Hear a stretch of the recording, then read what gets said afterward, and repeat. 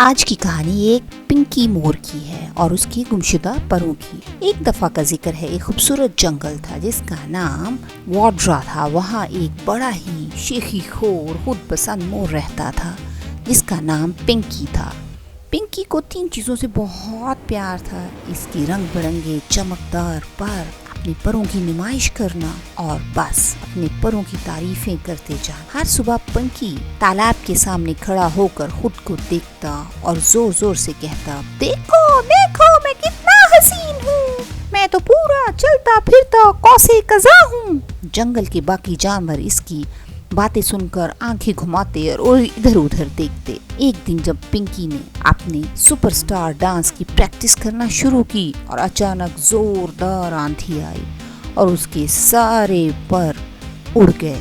بالکل پنکی نے جب دیکھا کہ اس کے سارے قیمتی پر ہوا میں اڑ گئے ہیں اور وہ اب ایک گول مٹول مرغی جیسا لگ رہا ہے تو وہ زور زور سے چیخا، ارے بابا میرا سٹائل، میرا حسن تو تباہ ہو گیا۔ وہ جنگل کے ہر جانور کے پاس دوڑ دوڑ کر جا رہا تھا اور چلا رہا تھا، مت دیکھو میں بدصورت ہو گیا ہوں۔ سب جانور ہنس ہنس کر لوٹ پوٹ ہو گئے۔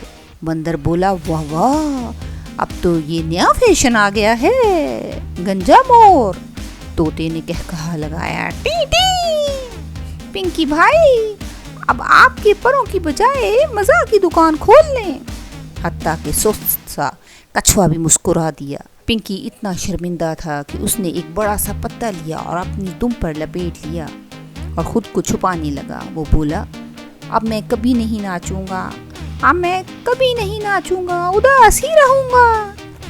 لیکن تبھی اس کے سارے دوست اس کے پاس آ گئے، بندر، طوطا، ہاتھی، سب اس کے پاس آئے۔ ارے پنکی، ہم تو تمہارے پروں کی وجہ سے تم سے دوستی نہیں کرتے تھے، ہمیں تمہاری دوستی پسند ہے، تمہاری مزاحیہ باتیں پسند ہیں۔